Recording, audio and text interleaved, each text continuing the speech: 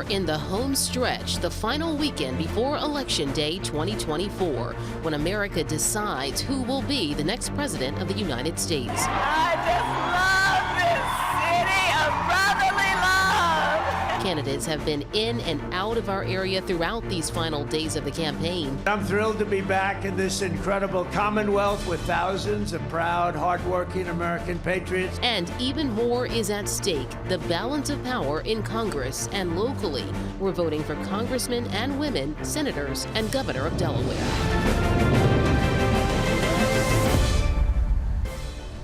A historic election just days away, and we're making history, coming to you live from the CBS News Philadelphia virtual reality election studio. Good Friday evening. I'm Siafa Lewis. And I'm Natasha Brown. Thank you so much for joining us. We have 4 days now until Election Day, and already tens of millions of Americans have cast their votes early. The biggest race, of course, is the one for the White House. Here is the very latest poll from CBS News. It shows a very tight race nationally. Vice President Kamala Harris sits at 50% among likely voters, while former President Donald Trump is at 49%. Of course, the popular vote does not decide the winner, so when looking at the battleground states, which will decide the election, both candidates are at 50%. And the race for the White House will almost certainly come down to those 7 battleground states. That's right. Here is our U.S. election map. Those 7 battleground states are Arizona, Nevada, Georgia, Wisconsin, Michigan, North Carolina, and of course, Pennsylvania. And of those states, Pennsylvania has the highest number of electoral votes with 19. It is considered a must-win for both campaigns. Now, Vice President Harris and former President Donald Trump have spent an extensive amount of time in Pennsylvania. Both campaigns have spanned more than 50 stops and spent a reported $500 million in ads in their quest to win this critical battleground state. Now, former President Trump worked the drive-thru at a McDonald's in Feasterville, Bucks County 2 weekends ago. He handed out food to pre-selected supporters out there. The Trump campaign also launched a bus tour across Pennsylvania, including this stop in Delaware County last week. And just this past Tuesday, the former president held 2 big events. He was in Drexel Hill for a roundtable discussion about issues impacting senior citizens. And later that night, he held a rally at the PPL Center in Allentown. Now, on the Harris campaign, the vice president is planning a rally and a concert at Aikens Oval in Philadelphia on Monday evening. This past Monday, the Harris campaign put on a concert at Temple University's Liacouras Center. Bruce Springsteen, John Legend, and former President Barack Obama all took the stage. And last weekend, Harris spoke at the Church of Christian Compassion in Philadelphia. She also stopped by Philly Cuts, a local barbershop, where she met with a group of black men.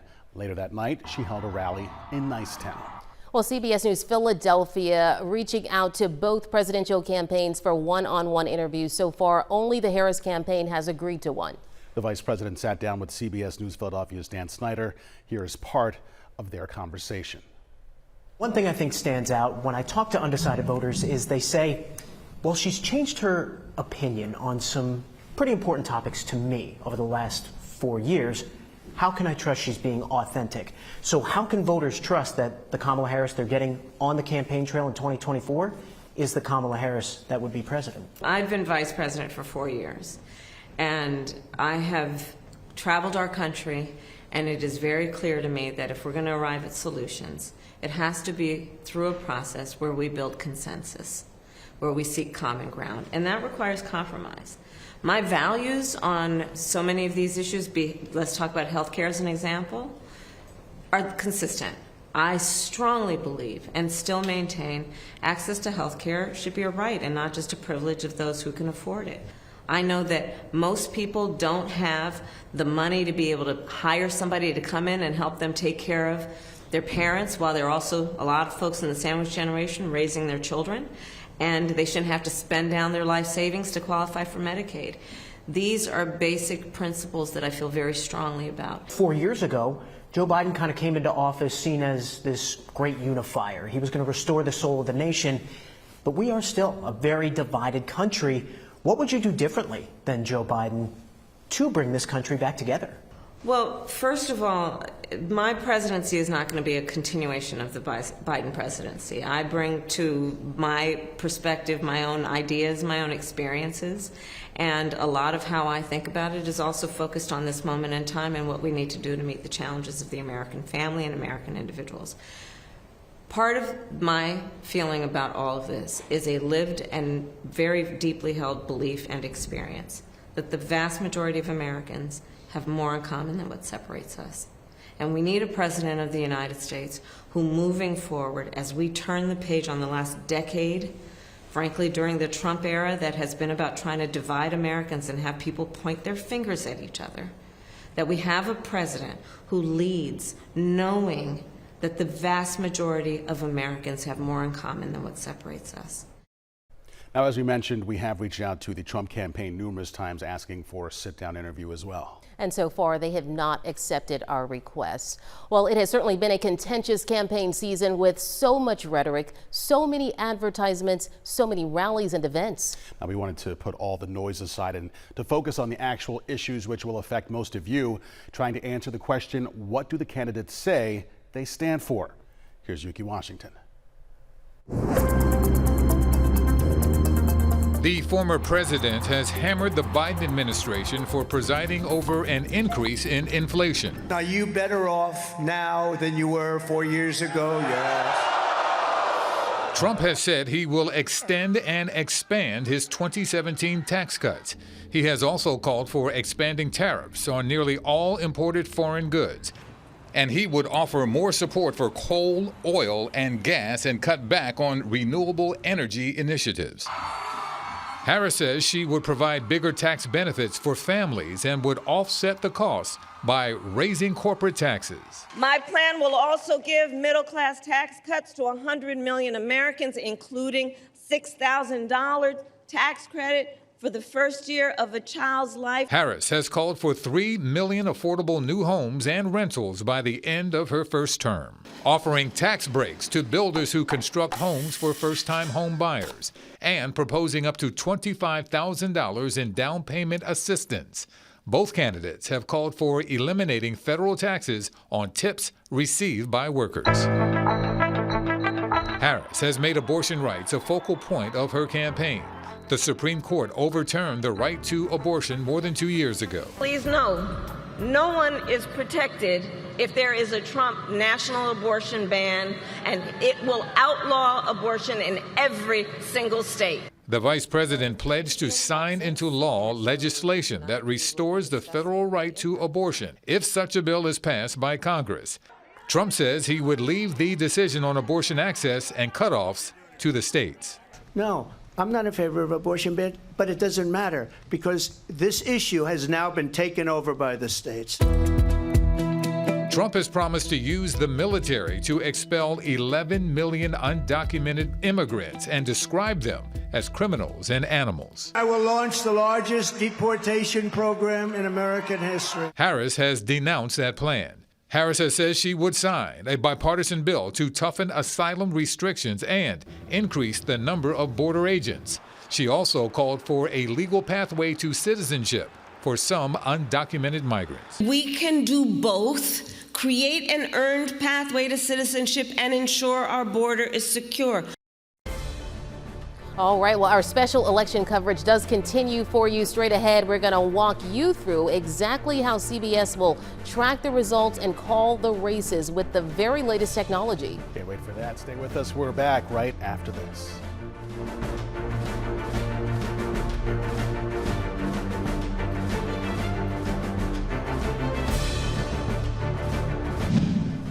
Well, here at CBS, we've been with you through the years, through close elections, landslide victories, and even elections that were too close to call on election night. And we have always had a team of experienced journalists guiding us with the very latest technology. And now, here we are in the CBS News Philadelphia virtual reality election studio, full of the very latest technology to show you election results as soon as they come in.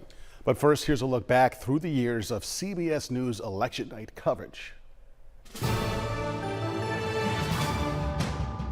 Good evening, everyone. This is Walter Cronkite speaking to you from CBS Television Election Headquarters here in New York City. The big election night, 1952, the year when the United States picked its 35th president. For those millions of Americans who have voted and worked and hoped for a change, tonight they have got it. It is clearly necessary that men and women of goodwill of both parties devote themselves to the single purpose of a better future. It certainly looks like a Nixon sweep. What unites America today is infinitely more important than those things which divide us. The South came back to the Democratic Party. The result was a Carter sweep of the South. Ronald Reagan isn't just beating Jimmy Carter, he's submerging him. The firestorm for Ronald Reagan continues to sweep the country. How wide, how deep is the Reagan victory? It's an avalanche, landslide if you want to call it that, a political earthquake of sorts. The Senate's going to be a different place, the House is going to be a different place, and obviously the White House is going to be a different place. The man who wins Florida becomes the next president. We could go to bed tonight and not know who the president of the United States is. Barack Obama has been elected president of the United States. We are and always will be the United States of America. The nastiest presidential campaign in our lifetimes has finally come to an end. Ours was not a campaign, but rather an incredible and great movement. This moment where we're really waiting to get some of the final vote count. We are watching history unfold at the end of what has been an extraordinary election week. Don't tell me it's not possible in the United States. A UNIVAC is a fabulous electronic machine which we have borrowed to help us to predict this election. Let me use the touch screen, which is a new tool we have here. We are in cyberspace, but the information we have to give to you is quite real. Let's glance at that for a moment and see what an amazing board they've rigged up. So let's take a look then at the map. We're getting to that time of night. We're all on our third cup of coffee. Exactly. We got a ways to go. Could you give me some good logical reason then why I'm still sitting here? Oh, well. How long can you last? Well, well, I'll tell you, I'm a long-distance runner and an all-day hunter, and I'll be here because this is just too good to miss. Well, just so much history, so many extraordinary moments. And here we are now, CBS News Philadelphia, in our virtual reality election studio. Now, Dan Snyder will be right here in this spot on election night, bringing us results on this interactive monitor. All he has to do is push a button to look at various states and counties and check the returns as they come in. Now, let's walk over here and show you this feature as well. This is amazing as well. On Tuesday night, we will also be able to show you results right here with graphics that pop up out of the floor. We will take a look at the races that impact all of us the most, from president to Congress to local state houses and much more. Now, this one could be historic, as you know here, this race for Senate in Delaware. If Lisa Blunt Rochester defeats Eric Hansen, she would become the first black woman to represent Delaware in the Senate. And now let's walk over to the center of our studio and meet my friend Siafa Lewis. How are you, Siafa? Good to see you again. This is our home base where we can show you even more magic, a map of the entire country right on our floor, which we're standing on right now. We can specifically look at results coming in from each state, of course, including Pennsylvania. That's right. We'll also be able to look at all of the battlegrounds, as well as New Jersey and Delaware and all around the country. Now let's step out and show off something else that we can do as well here in our virtual studio. Take a look at this. Can't wait for it. There's the reveal. That, of course, the White House, the rear of the White House. Our window into Washington, D.C. Our window into the nation's capital here. All right, so here is what is happening right now. We don't have results, but come election day, we will certainly be watching. This is where we can bring you some of the results as well as it relates to the presidential candidates. A candidate does need at least 270 electoral votes to win the White House. And by all accounts, this could be a very, very tight race, and a race that might not be decided for days possibly after this election. We hope that's not the case like in 2020, of course. CBS News Philadelphia working hand in hand with CBS News to bring you the results, however, as they come in. So now let's talk about those results and how CBS News calls races. Our Nikki Dimitri caught up with CBS News Director of Elections and Surveys, Anthony Salvanto. He is actually the one who makes a call, letting us know state by state when we are confident enough to report that a winner has been decided.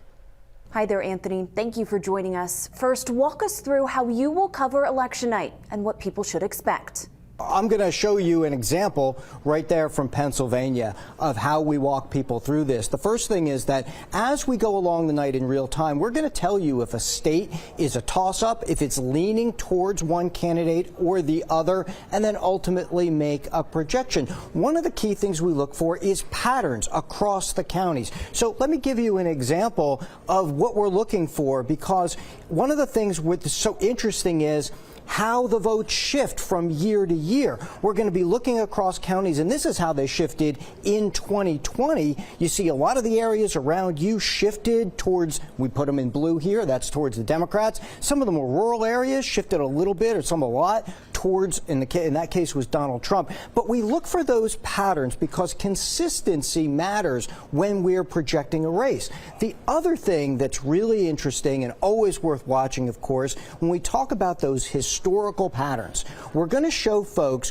where the votes are coming from. And one thing I usually like to do is, here's a map. The red area is Republican. The blue, especially a lot around you, so important around Philadelphia and the suburbs. Those are places where Democrats try to run up the margins, try to build a lot of votes. And what I'm going to do is I'm going to tilt the state on its axis a little bit to show you that in 3D, the higher bars are the places that have more votes. And so you can see that Philadelphia and the surrounding area and in Pittsburgh have more votes. That's where Democrats traditionally build up those vote margins. But Donald Trump and Republicans are going to try to very consistently win a lot of these smaller counties here, especially in central Pennsylvania. And so when we see those patterns, that's one way we can start to be confident about who's got the edge.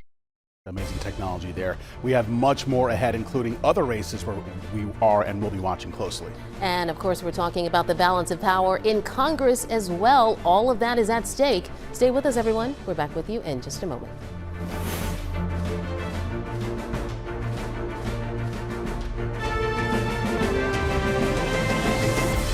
They've had 3.5 years to create jobs and all the things we talked about. Why hasn't she done it? I do believe that the American people know we all have so much more in common than what separates us, and we can chart a new way forward. We're a failing nation.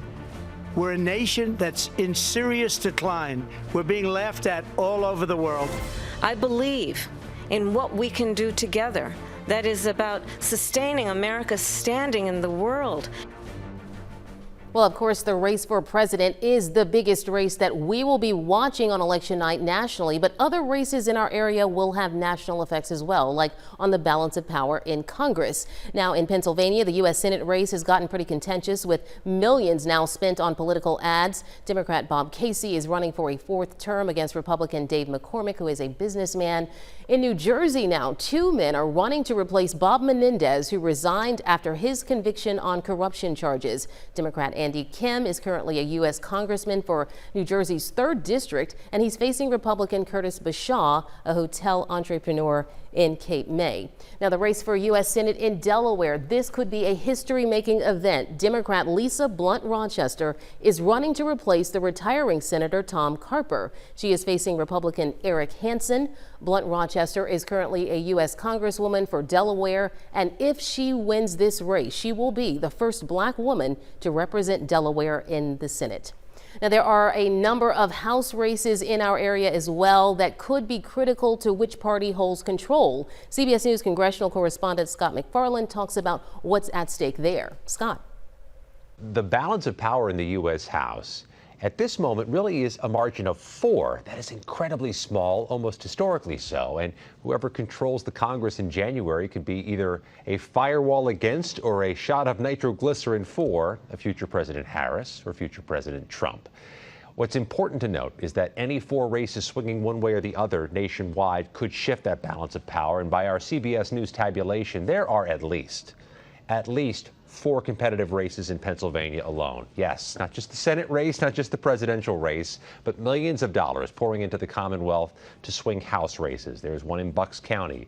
There's one closer to the Lehigh Valley. And there is a pure toss-up, according to outside experts, forming near Harrisburg in the race for Pennsylvania's 10th congressional district. Just the way the lines are drawn and the fact that we're in a battleground state to begin with, this is not terribly surprising. But it's difficult for these candidates to break through and reach voters at a moment when those voters have already been marinating in campaign ads from Team Harris, Team Trump, and the Senate candidates. Well, you know, Scott did mention one of those tight House races in Pennsylvania. It is in Bucks County.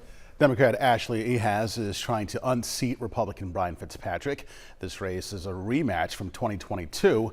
Fitzpatrick was first elected to Congress in 2016. And come election night, we will be looking at tight House races in Pennsylvania, in New Jersey, and Delaware. And we have much more straight ahead for you as well. Our investigative team goes county by county with a behind-the-scenes look at how officials are keeping your vote secure.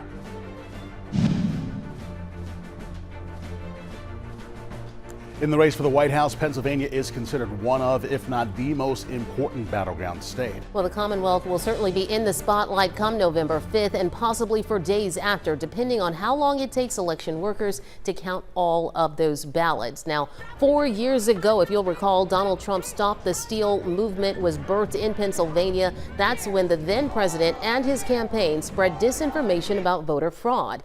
In reality, Trump's lead in Pennsylvania dwindled as PA's 67 counties processed millions of mail-in ballots. State law passed by Republicans does not allow Pennsylvania to count mail-in ballots ahead of Election Day. Now, 4 days later, once all the ballots were counted, Joe Biden won Pennsylvania, solidifying his win of the presidency. That's right, Natasha. But fast forward to today. CBS News Philadelphia is investigating how officials secure your vote here in Pennsylvania.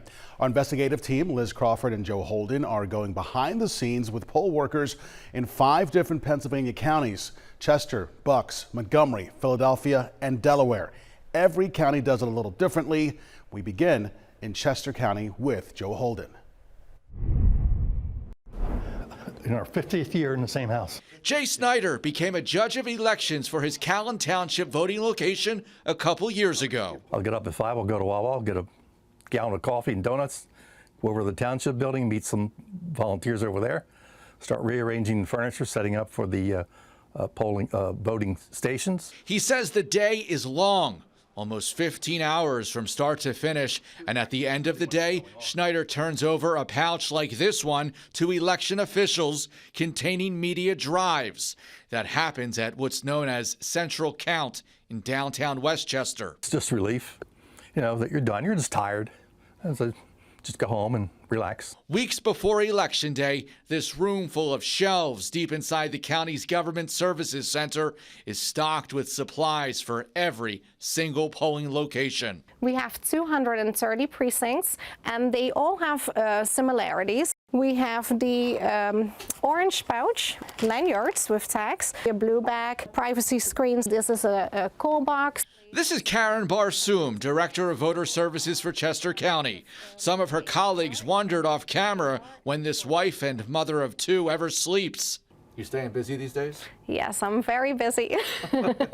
Her words to describe her work in the run-up to Election Day are steady and busy. She says there's nothing slow about it. She was on the phone with the New York Times before our interview, and her staff was a part of 60 Minutes last week. Questions about the integrity of the vote, Barsoom points to Chester County's open book approach to counting the vote, including live feeds and allowing the press in to observe, which is what happened in 2020 as CBS News Philadelphia was able to report vote count updates in real time. We are educating, we are very transparent, we are encouraging people to learn the process, to know how those processes are being maintained and what is all being done to make sure that the election is safe and secure and that the machines that are being deployed are 100% tested. Chester, like other counties outside Philadelphia, hopes to complete its vote count by late Wednesday. And people like Jay Snyder say after he was able to observe the process, has no questions about its integrity. The process it's impossible for anybody to mess around with that because the public has access to the actual facility when it's going on. They can just watch what's going on. This time of year, you'll find plenty of fall color in Bucks County, Pennsylvania. But come election season, Bucks County is one very distinct color. We are as purple as you can get. Considered the biggest swing county in the Commonwealth, election officials are preparing for the spotlight. We know the eyes of a lot of states and in some cases the world are on us to make sure we get things right. Bob Harvey, chair of the county's Board of Elections, says they're more prepared now than they were in 2020 to process tens of thousands of mail-in ballots. When do you expect to have all of those ballots counted? Well, this is the trap question, right? If I give a time, then I'm going to be locked in, and then people say, "Oh my God, he said it was going to be this time." We are going to start counting at 7. Well, we're going to start opening and processing ballots 7 a.m. on Election Day.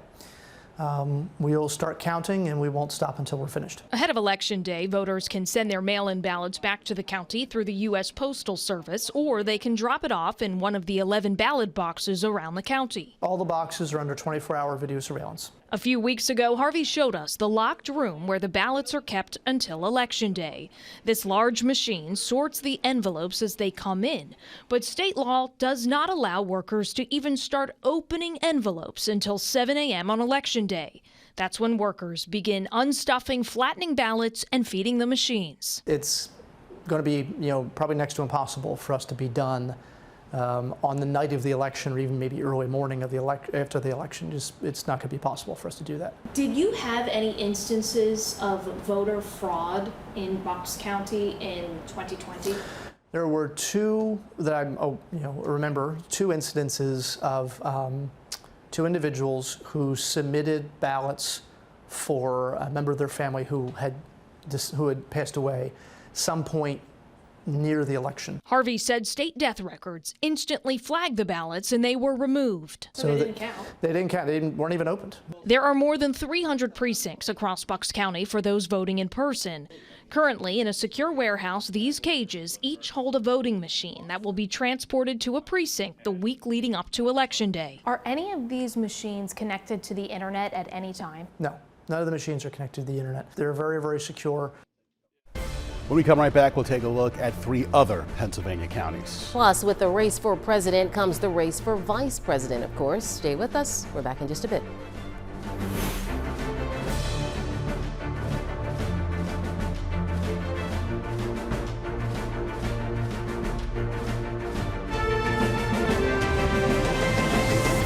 Kamala Harris is bringing us a new way forward. She's bringing us a politics of joy.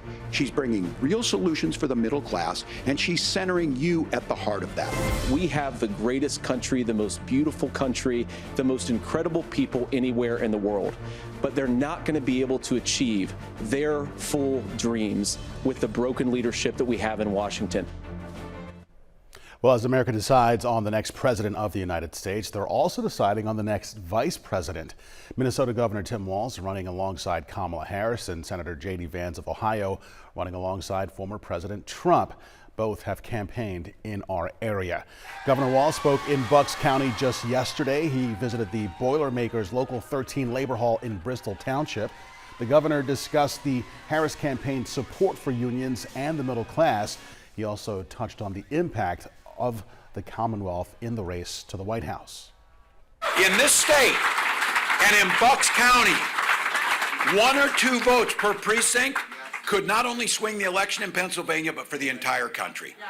The privilege and the responsibility to the folks in this room, it is not hyperbole to say this presidential election could run right through Local 13 today. The folks in this room going out, getting people to vote, getting others to be in, and making sure that we can do it. Now, Senator J.D. Vance has also campaigned heavily in our area. Earlier this month, he was in Berks County holding a town hall with voters in Reading. Just a few days later, he was in Montgomery County, where he spoke one-on-one with CBS News Philadelphia's Josh Sanders about why Pennsylvania is so crucial to the Trump campaign. Pennsylvania, to me, represents the greatness of American manufacturing, of American energy, and I think it's a state that really, I think, is receptive to the Trump message that we need to bring more good manufacturing jobs back to the United States of America, rebuild the middle class, make groceries and housing more affordable. And so part of it is just that we think Pennsylvania is very receptive to our message. But look, I mean, part of it is just the battleground math, right? This is a very important state. It's obviously very closely divided. Well, Pennsylvania is certainly in the spotlight in this election. That is why our investigative team looked into how officials secure your vote in the Commonwealth. We talked about Chester and Bucks counties, and now let's take you behind the scenes in Delaware, Philadelphia, and Montgomery counties. I got elected to certify the election. Charlie Serino has been a judge of elections in Upper Moreland Township for more than 30 years. That's 8 presidential elections. The process is pretty airtight now. It's been improved to the point where it's easy to pull off. It's actually easy to conduct the election, and I'm feeling fairly confident that, you know, the numbers at the end of the day are 100% accurate. In his 9th presidential election, a big focus is on mail-in balloting. Montgomery County has seen a surge, like other places, with the mail-in ballots. That means officials need to protect those ballots. Our drop boxes all have cameras 24/7, and they're picked up by sheriffs on a daily basis. Commissioner Neil McKeeja is chair of the Board of Elections. He says those drop boxes, located across the county, allow voters to drop off their ballots anytime between now and Election Day. Another option for voters, the county recently rolled out a mobile voting office, a truck that can be found around the county at fall festivals and other events. People were able to register to vote, they were able to request a mail-in ballot, and then submit it on the spot. One-stop shop. One-stop shop. On wheels. On wheels, yeah. What it means come Election Day, all of those thousands of mail-in ballots will amount to an onerous counting process that can't begin until polls open at 7 a.m. on Election Day. Montgomery County's vote count happens in this complex in Norristown. It's a process so safeguarded, the county wouldn't allow our cameras to get a look inside. If we had just one day to start counting those mail-ins, we could have the results on election night, which is what would be ideal. The commissioner told me he expects the count to be finished by late afternoon, the day after Election Day. In 2020, the wait for mail-in ballots fueled questions about the integrity of the vote. Officials are quick to challenge questions about election integrity or security, whether if you vote in person or by mail-in ballot. The responsibility that I have as an elected official is to ensure that I'm not going to be intimidated or threatened by those who want to cast doubt on this process. He's talking about the allegations of a stolen election by election deniers in 2020. Some of those folks are very intentionally misrepresenting the facts and the law, and that was recognized in 60 court decisions in 2020. There was no basis for widespread fraud. Meanwhile, Montgomery County is making sure that is the story again in 2024. For Charlie Serino, his Election Day work will wrap up when he delivers sealed bags to the county containing discs that record vote tabulations, part of a redundant system, along with the paper ballots, in case there are questions about the authenticity of election results. What's that moment like when you turn that over? It's satisfying because you're done after a 13 or 14-hour day. Sounds very official. It is official. You know, you sign an oath in the beginning that you're going to obey all the laws of Pennsylvania voting, and you know everybody to come in is counting on us to do it right, and we do our best to do it right. Officials in the Democratic stronghold of Philadelphia have been preparing for the upcoming presidential election since the day they finished counting the mail-in ballots 4 years ago. We saw the process lasted days and days in 2020. Are we going to be dealing with that again here in Philadelphia? Yeah, it does take a lot of time to review, open, flatten, and count hundreds of thousands of ballots. However, this time around, city commissioners don't expect as many mail-in ballots. Yeah, they just like to vote in person. I mean, a lot of that is from the misinformation and disinformation about mail-in voting. Commissioner Chairman Omar Sabir says his team has worked hard to combat the false sense of insecurity surrounding mail-in ballots. People have been told that vote by mail is not secure, that vote by mail is criminal. Back at the warehouse in Northeast Philly, Commissioner Seth Bluestein gives a tour of the enormous operation that will start 7 a.m. on Election Day. That's when state law allows workers to begin opening envelopes and processing mail-in ballots. So this is really a machine to open envelopes. It will assist with opening. Every single envelope still has to be touched by a person. They still have to be removed from the envelope. Neither city commissioner would give an estimate on when the hundreds of workers are expected to be finished counting ballots. We're going to count 24 hours a day, All right, we're going to do it as fast as we can. We're going to do it rapidly, accurately. We're going to do it with transparency. If we have 200,000 ballots returned to us for this election, each of those is inside of a secrecy envelope, which is inside of the return envelope, which means we will have 600,000 pieces of paper that all have to be touched by a person throughout the process. That takes a lot of time. Officials say they've upgraded machine software, expanded their staff, and are more prepared for the vote-by-mail dump. If we don't know the result on election night, it is not a sign that there's anything wrong.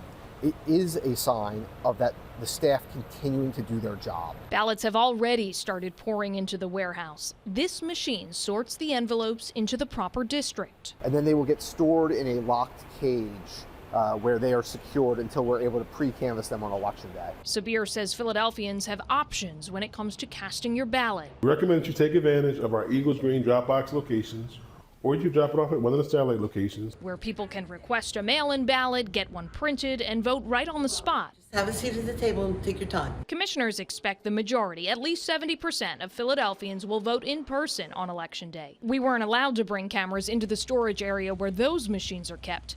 They'll soon be sent to precincts around the city. All of Philadelphia's election results at the end of the night come here, whether it's mail ballots, in-person ballots from the polling place, provisional ballots, everything related to the election ends up back at this warehouse. Delaware County's 36 ballot drop boxes are now online and under constant watch and supervision. The county released nearly 60,000 absentee and mail-in ballots for the general election. Consulted with her from Chicago. Jim Allen, the county's elections director, says the planning is over and the county is in action mode. What's it like to be the director of elections in a county just outside Philadelphia? I love it. I love it. You have the chance to try to make sure that everything goes as smoothly as possible and try to anticipate all the different wrinkles. This former City Hall bureau chief for a Chicago newspaper expects fewer mail-in ballots this year compared to 2020. That means more voters at Delco's 428 polling locations for the presidential election than at the height of the pandemic 4 years ago. I don't think this is going to be anything like 2020. I think it's going to be far smoother, barring any unexpected circumstances. What gives you that confidence? Past elections. Recent past elections where our poll workers express satisfaction and comfort level, and we have more precincts coming in sooner and the paperwork coming in more cleanly. Allen described the behind-the-scenes process of setting up polling locations like jump-starting hundreds of businesses. This is the weirdest business model in all of business because you have to open up hundreds of franchises with people who only work there 2 times a year and make sure that everything goes smoothly according to any changes in the law and that all the results are buttoned down within 2 hours or something fishy is going on. The county declined our request for access to where its vote will be counted on election night, which is located inside an office complex on the waterfront in Chester. Allen had a bullish prediction when Delaware County would complete its vote count. Not days after polls close, but maybe hours. Hopefully we're done early Wednesday morning. I can't promise we'll be done by early Wednesday morning, but we want to have the lion's share of results in by the time the 11 o'clock news starts. Allen dismissed questions about the integrity of the process, encouraging critics to get informed. If I can encourage voters, don't trust me. Talk with your neighbors who are the poll workers who are actually executing this work in your neighborhood. They're opening the doors and making sure that you have the right to vote on Election Day. That's where the rubber meets the road, and we couldn't do it without them. Well, if you did vote by mail and need to drop off your ballot, you still have time to do so. All ballots in Pennsylvania and Delaware must be received by county election offices by 8 p.m. on Election Day. Meanwhile, in New Jersey, your ballot must be postmarked on or before 8 p.m. on Election Day. You can also bring it to a drop-off location by that time. We have full information on ballot drop-offs in your area on our website at cbsphiladelphia.com. Our special election coverage continues as we count down to Election Day 2024. Stay with us.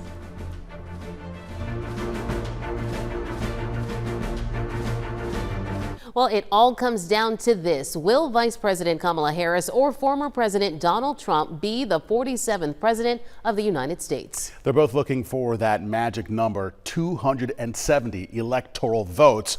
We'll be with you every step of the way as polls close, ballots are counted, and states are called, especially those critical battlegrounds. Well, you will get all of the results live from right here on our CBS News Philadelphia virtual reality election studio. We'll be here for you. Coverage kicks off bright and early at 4:30 a.m. come election day. We will bring you results live on our streaming service starting at 8 p.m. And we will also have updates on air throughout the night and full coverage on CBS Philadelphia at 11.